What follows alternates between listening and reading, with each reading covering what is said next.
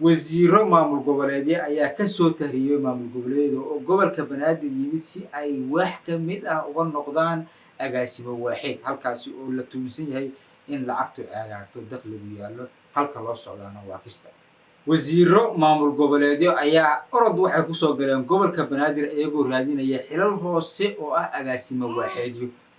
waxay ka soo tageen meel ay wasiir ka ahaayeen Galmudug iyo sidoo kale Hirshabeelle wasiiradoodii gobolka Banaadir agaasimo waaxidoodii ay isku haystaan maanta sida sawirkan hoose kaga muuqata waxaa la magacaabay 3 nin oo laba ka mid ah ay yihiin wasiiro maamul goboleed ninka koobaad ee agaasimaha waaxda dakhliga gobolka Banaadir oo lagu magacaabo Daawud Maxamed Macalin waa Daawud Maxamed Maalin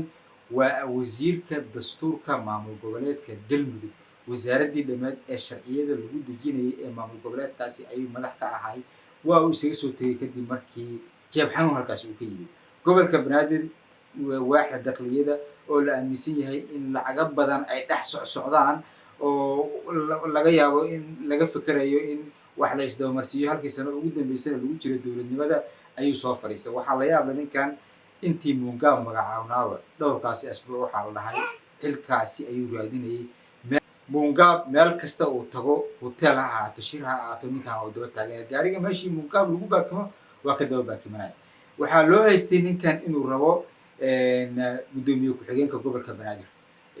iyo arrimaha gudoomiye ku-xigeenka siyaasadda iyo arrimaha bulshada gobolka Banaadir ilaan wuxuu rabaa agaasinka dakhliga haatan ayaa loo ogolaaday xilkiisii waa loo magacaabay Bashiir Maxamuud ayaa booskan laga qaaday waxaa kale oo ku jira isla goobtan oo asaga hoostiisa ka shaqeynaya oo agaasimaha waaxidkaasi agaasimo kasii hooseeya ah nin kale oo ah wasiiru dawle maamul goboleedka Hirshabeelle ka tirsan oo asaguna halkaas isaga soo cararay waxaa lagu magacaabaa Maxamed Xaaji Fiidow waxa uu ka yimid Hirshabeelle agaasimaha waxaa loo magacaabay gaadiidka iyo ganaaxyada gobolka Banaadir kista la soo dhaco bajaajada iyo waxyaabaha noocaas ganaaxa ka soo dhaca ayuu ninkan qaban doonaa dhammaan mas'uuliyiintan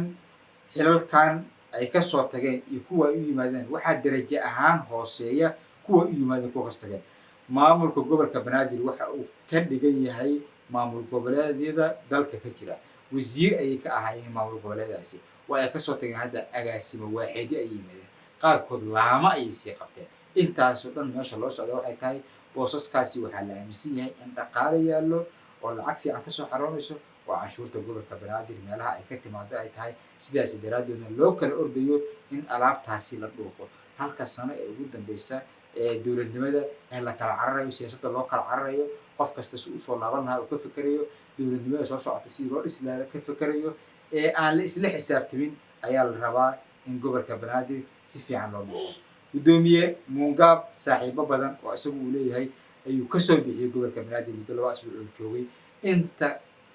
xilka qaadis ee uu sameeyay inta magacaabis uu sameeyay xitaa ma aysan sameeynin ninka lagu magacaabo Madaale oo ilaa iyo muddo dhowr sano ka shaqeynayay gobolka Banaadir haddaba adiga maxay kula muuqataa wasiir maamul goboleed u soo tahribay gobolka Banaadir waaxdiisa in uu agaasin ka noqdo